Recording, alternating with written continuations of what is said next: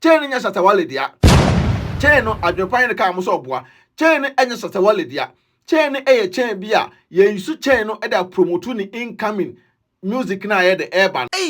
Shatta Wale se ome asum endweye adentia ono ne obi a wotu kwan a yetimi ko han wo ba di na chi se oba ne mebo na chi dom na ne nyina chi no yasan akohan eye chain se won fa to kom no won fa promote ne nyom a sabio watu no din incoming na Shatta Wale abatena bonten se wato sa chain no $300 etwan trochere ne fans for Shatta Wale santro no enya adwempa hin anim abusua ensema ene nkran yensa kan se chain no advert na Shatta Wale yeso mfanye oboa nyane dia yekotie nsem bia sabio amanfo da betudwa ne ba mbeta adwempa ka Shatta Wale chain no ade na wutwatro ade enya ode ade ofo so be ye ode artist for na top pressure ade mo Shatta Wale yenkotie mra Shatta Wale esole a entro enotwa ekire ene fans for wow Shatta Wale so koto chain na angasa no what as a black diamond and white diamond was sort on $300,000 abuja Shatta Wale fans for say no crap pass Shatta Wale atima koto sa chain we e de besensen ko mpa de a na se atumdidia omudidi amanfo atem social media amanfo so di o matem na Shatta Wale etimi koto sa chain we na so beduru Ghana na Shatta Wale entimi amechiche ska dollars ni bi ama na fans for na obototo 11 cedi 22 cedi egu omoso a omabia chain no go chain ne boarding pa chain ye chain bia ne boarding e wa na meka choro mo se mesremo Shatta Wale ba Ghana mo obi anye ne bibia Shatta fans for nya mo obi anye ne bibia adenta meka sa chain nya Shatta Wale dia chain no adwepanye ka mo so oboa chain enya Shatta Wale dia chain eye chain bia ye use chain no e da promote ni incoming music na ye the urban enwom na urban eno na ye use dia promote chain we ni ye say akwakwa say company no person mo ye just sample keke we ye sample keke o an we trials keke eno ma che da aye say da be ya omode ma Shatta Wale say on use no just only 6 months no be use no enye program bia ena say wode ko because Shatta Wale nim no bonu musuo no se sa chain we ekojeja program ase eko hurihuri eko peja no na chain tito form say kum just Shatta Wale eton ne fie ma akomienu bi e wo Ghana wow Shatta Wale anton ne fie ba akomienu bi e wo Ghana Shatta Wale boko jail because chain ne board din ye pa na sa chain we say na ngasa na chain bi a just sample keke o entino Shatta Wale de entro na wo twa kire ne fans for no abusuan oboa now artist for Shatta Wale chain bi ebi gu kom obi ameka nwasem da bia Shatta Wale person o ya ade a nipa beka nwasem nipa ka nwasem so na oba na obedi atem wa woni twa ko charges okoka se wa charge £80,000 yi obi anum so oboa ye kan yo obedi atem wa wasa ko so person de tum obi o sa den your original oboa trials abuso mamunyi Shatta Wale eni wo sa che we hu but ne nwomre de mesrem obi ango tie ne nwom no incoming no enwom no de guy enwom no de de omo de chain na promote after promotion we are chain ye je ne back tomorrow say Shatta Wale after 6 months no o sa chain we bi dan koma enima na Shatta Wale akọ ama blastmate akọ chain ni bi di ama no original chain we say no after 6 months Shatta Wale say ono na be dan koma omla botem bodua me da pan maka me ensema me sa aka after 6 months Shatta Wale ebe twantro biem abeka che se chain we ndan komu a ade so de koso bodua wa bonten because adwempan se watch ekita ni nyina advert watch ni nyina advert a show of oboa Shatta Wale dwananum too much Shatta Shatta na kasasa Shatta Wale person ya ma artist e o Ghana no obia look say ase on de onye Shatta Wale so no una wo ye obia u bully artist no Ghana ya kama asema ne wadwa lie Shatta Wale didi artist e Ghana nyina atem ya kana asema no na buafu Shatta Wale mi se chain oboa abusua just show keke e na omode ye Shatta Wale chain we ni 6 months no kra no ya de mrato so say nya show bia na so odeko e na odeko show a mo make sure say show bia Shatta Wale de beko bia no say ohurihuri na chain we da no komu a ebete Shatta fans for any abre pa Shatta Wale kanokre e chiro fans for no munya omu jimiye no Ghana this my Ghana tie for am so fa adwempan aka Enkrata mu King Kong aka Fufokin aka be my fan yinim enye fom aka mutua na omatie Mr No Pressure wudi ma chia pressure be de be fa na sa from Mr International Man ye kasa kire wiase no na ebi mo so kasa de kire eyo monamfo obusua yen nyina dirimika akotie ensem a atwa agu yi so ate ase sai pepe ani sabi o chen akese a Shatta Wale an yeso fanye adverta Shatta Wale ntwehwe animu an the village champion a obedu UK a osese bi o ma yaso nya de enwe an wotimatu kwan kakrente no na busua ne nyina mu ene sei Shatta Wale obi a ye ba ne music industry ni mu a Shatta Wale pese da bi o ya ade a amanfo beka ho asem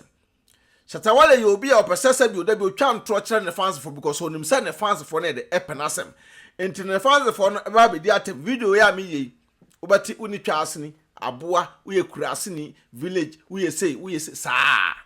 omba ase a atemde we mu nko a ba me mate abre emfa me ho enka me coat na kam shirt but o ye ka no credit kire Shatta Wale ne sabio enwom na woni techno abona eba na edepa enwom de guy obi ankope binye de entie but chain na eda Shatta Wale kom na sesei wo se ono de ne career nka eguo a obeduru UK na opese career na esan esole no Shatta Wale chain nya ne de ya enkra BeckyTv AdwenepaheneTv yensa aka eno no meme Adwenepahene de we wa dwese de bia betwa ntro era to wiase a meteoto an meteoto ama sabi o dross to nyina be de ebetete chain ye chain bia company na omre chain ebe present edema Shatta Wale no aye se o ma hunu se Shatta Wale de sa abon ne de eba enwum no eba abonten enti se Shatta Wale esa UK oba ye na sabi o be ka se wono obe charge £80,000 no manfo we so mu aye kan bia Shatta Wale ebedi atem no sa atem Shatta Wale hu ya komedi atem me ka asem bia de akere no wa wo to also wo ye news na wo se wo ye no sabi o be ka asem ana be ya de na amanfo kan wasem a wo se boy Shatta Wale se ya amwa promote sabi onwom na aba na wo be de na no girlfriend nkwana moto promote won say no onwom na edaba no sabi ya antesim anka mu no kre ehun chain na sabi oda kom nya wo de a na ya promote onwom na amawa Shatta Wale onwom na nko ba bia wo atem de die na sabi o udidi ni pattern rough no emwa ba bia on pempen so aduru no sa akwede munye sa ne we say you what I say akuku damfo bia omo music industry no munye sa de na Shatta Wale wo ye no ba unim say wo fans ba fans for me kan chem say sa chain na Shatta Wale kom nya ne de advert ne so mfanye after 6 months se le kokotie no Shatta Wale ebe present chain da mo back nyeni a ena Shatta Wale eba ya sabio ono ena sabio artist for na wo Ghana no Shatta Wale ebu omanim tia artist for be na wo Ghana Shatta Wale eni omatem Shatta Wale nkwane artist wo Ghana da bia wono wankasa no ono eka ensem a enye efa no yonko artist for ho ye ba ponte ye be kan mo se boy won se eduru ne de so na sabio eho asemba ne ye kan mo se monte ase ba mo ye da mbati ase Shatta Wale oni foku me kan ko bi da kire mo sa show off we ene ma Shatta Wale maame e de pressure ba bonten se na me bai enya sika me bai eso ye we o we na se me ba ne entimi mpo ansi fie se me ntenem me ba ne mpo eduru birthday me ba ne mpo entimi postu me ba ne mpo entimi enya ade a ase ba tan makoma beto me yemu a na we ni nyina chi no me ba ne ko gina bonten na me sika na me yese ya na Shatta Wale ye hunu sika bia o ye de oso wo Shatta Wale so wo sika o enso Shatta Michi ekohia medical program ase ekodidi medical atem se Shatta Wale entimi ntua ne ba school fees ba we ni nyina chi no Shatta Wale unim se chen ye da komunya ode a just to promote your music ke nti ma fans for no ntiase se chen nya ode a untim to sa chen we $300,000 na ukra ba UK no usi etua oka £80,000 me boa sa £80,000 no ebi na also koto gift ema girlfriend ya odi wachi what I say na sabio sa $300,000 na wo kan wasem no sisi an scan oya transaction free Ghana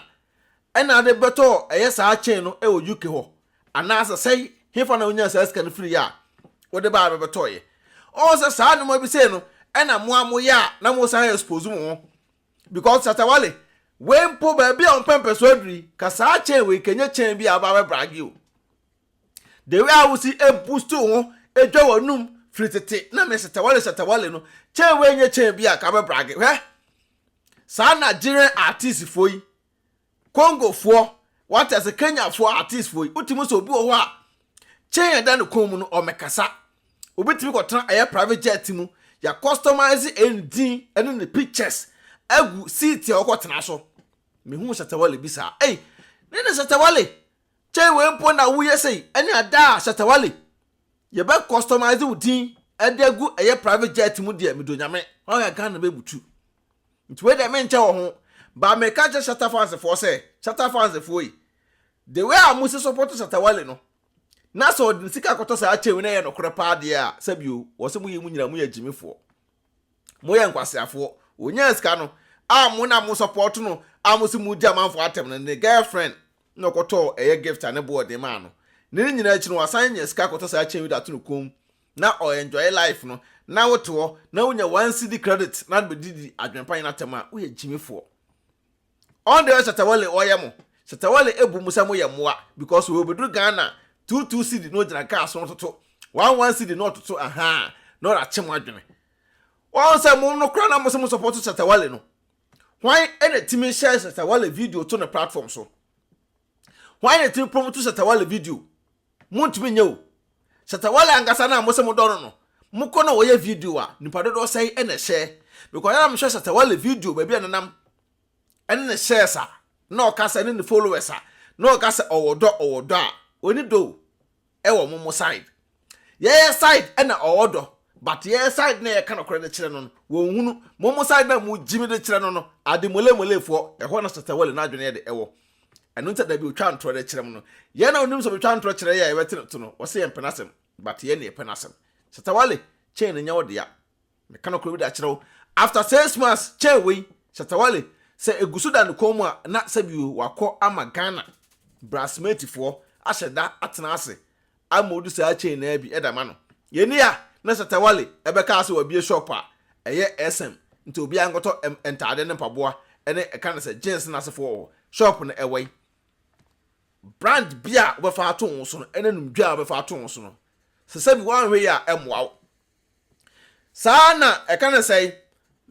zero phone eba ye be sensan wo mo a man de ntro ene 419 ebe wura mu a Shatta Wale bi be wura mu a ene ewai efia wo de ma wo nyina no efie na ya manfo ska ne nyina ya je ne back Shatta Wale ugina ho etwa manfo ntro hu chain no hey na chain oboa abusua me na me ka kire mo nya ne dia advert keke we cry samples keke ro we sample keke ena o maye na din asisi so se in Shatta Wale we trust what I say SM for life oboa o promote nwum no ye promote nwum na man ye wi a asi enko ba bia chain no besan ja no UK ho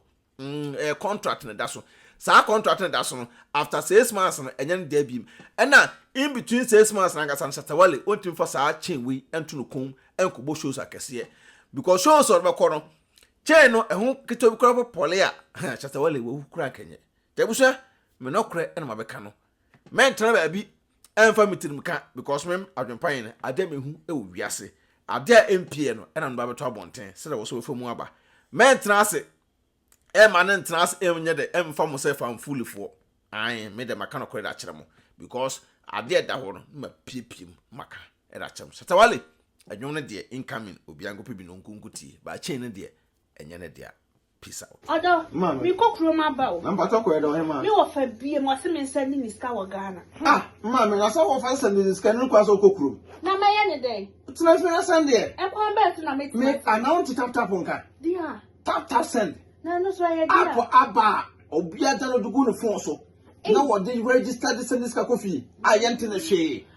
Sir. Na wo kwa bo te ko ska extra. Ma me sraw. Me kan for tap send amount. So you so iPhone and also betam no app store no download the go phone so Android phone so no Google Play no download the go phone so mesrew and I will send this so mesrew o first transaction be no was so we hear promo code no so about adwenpahene adwenpahene e da go yes ntimpacho wo bogu a wo Europe kwa da wo benya €5 free before the some card here for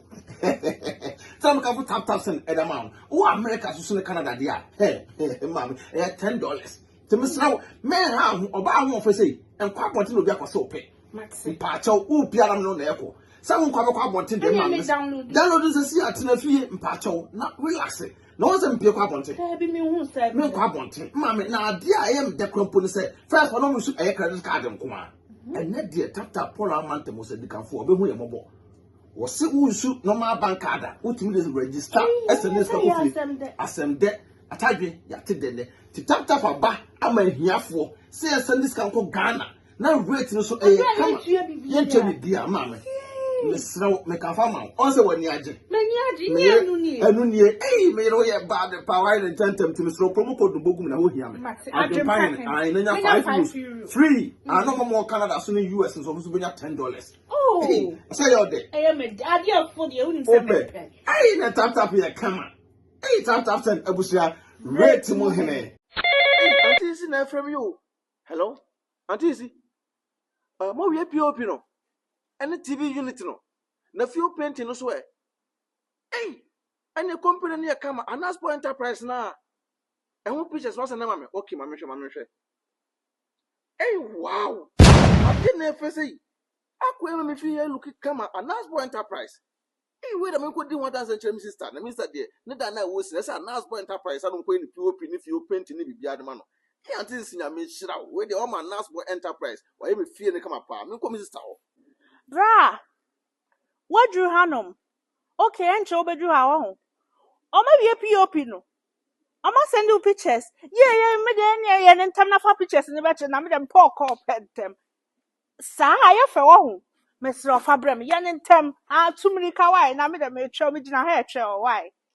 sister yeah me come me POP ne wo he sister so to me say me talk up Anaspo Enterprise sister me so POP ne pa de sister ti wo de POP no hwe na e twa gu POP ni e no ma ye na sa TV set no so so na kitchen no so na ye sister na ma ye fie wonum bibia Anaspo Enterprise usi fie na person me POP ma wa Anaspo Enterprise we POP amount almost aye TV unit e ka ho almost to fie house nyina Anaspo be san your kitchen amount Anaspo assign I do windows assign sheshe wo da nim nyina glass na window no kromo ya sister what to type open normal estimate na o memo to 70% ye se be sika ne we de o number wa he o number ne go screen so e twa gu no omo number ne gu so e twa gu ni tebe sra Anaspo Enterprise e no say o be kira o mo say AdwenepaheneTv na say be POPs di omo ye POPs mo ken kon POP mo ken kon na ni ade de wo Anaspo Enterprise o charge wi a ono na kofa na neoma efiri baabi abuchire e de ba Ghana wow na omo sa no afo na go PO ami hwe ni POPs we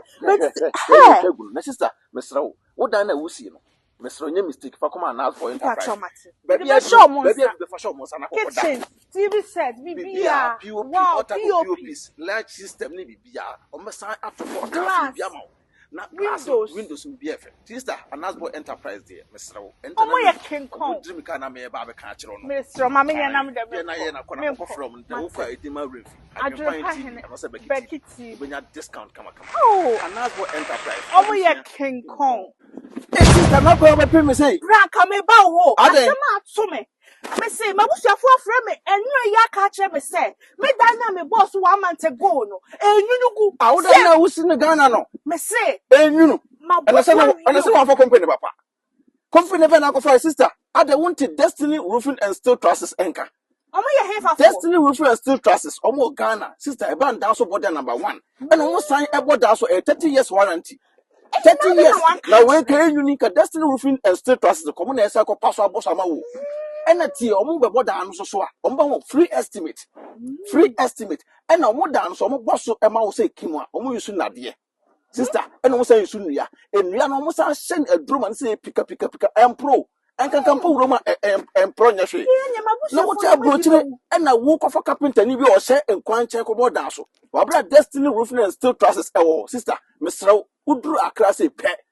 ukọ kan se pokuase amamole Canada Junction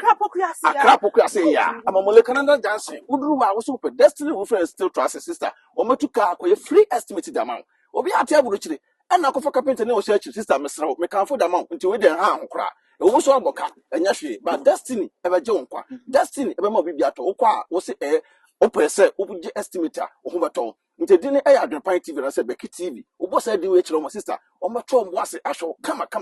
na obi a wo te aburo kire aboka asi dan